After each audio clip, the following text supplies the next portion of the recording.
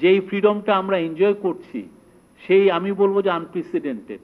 যদিও অনেকে বলেন যে এক ধরনের ভয়ের কিছু মবের ভয়ে আছে, আমি তো দেখি না, আমরা কোথাও দেখি না। যিনি মবের ভয় করছেন উনি হয়তোবা সেই সময় দোষর ছিলেন, সেই জন্য উনি ভয় পাচ্ছেন।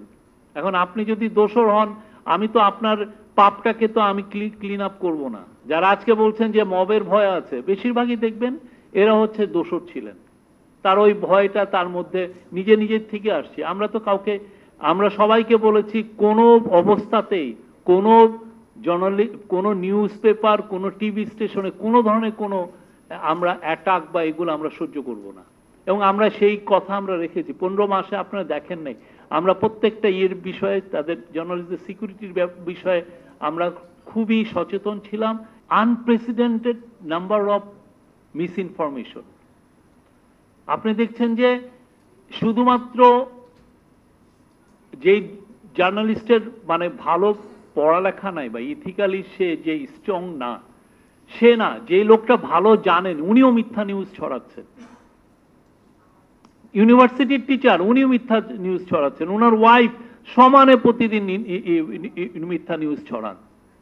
এখন এই ক্ষেত্রে একটা পলিটিক্যাল গভর্নমেন্ট তখন কি রোলে যাবে? সে ফেসবুকের কাছে যে বলবে যে আপনি আমার এই মাসে 2320টা ফেক নিউজ হয়েছে, আপনি এটাকে রিমুভ করেন।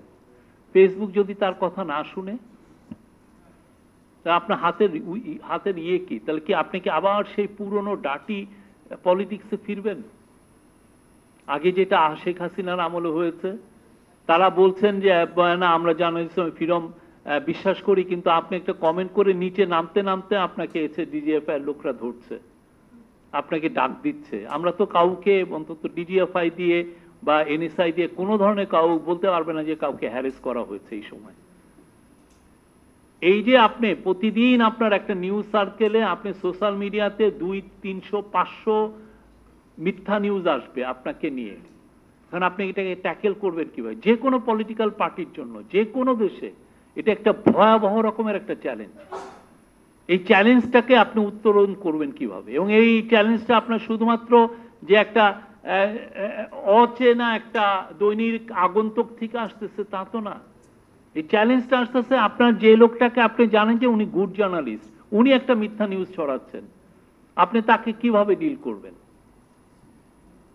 হ্যাঁ, উনিকে টিভিতে ডেকে নেওয়া হচ্ছে। টিভিতে যে লোকগুলো নয়েজ করতে পারে তাকে ডেকে নেওয়া হচ্ছে। যে লোকগুলো ধরেন খুব বোল্ড স্টেটমেন্ট দেয়, সিনিয়র তথাকথিত সিনিয়র জার্নালিস্ট, তাকে নিয়ে এসে সে মিথ্যা কথা বলছে। আপনি সেইটাকে ফেস করবেন কিভাবে? আপনার লিগ্যাল টুলস খুবই কম। আপনি কিছু করতে যাবেন, এটা নিয়ে হিউম্যান রাইটস গ্রুপরা বলবে যে আপনি মিডিয়ার ফ্রিডমে বিশ্বাসী না। আপনার হাতে বাংলাদেশে মিস ইনফরমেশন হলে ওইটাকে ট্যাকেল দেওয়া সত্যিকার অর্থে খুবই একটা টাফ।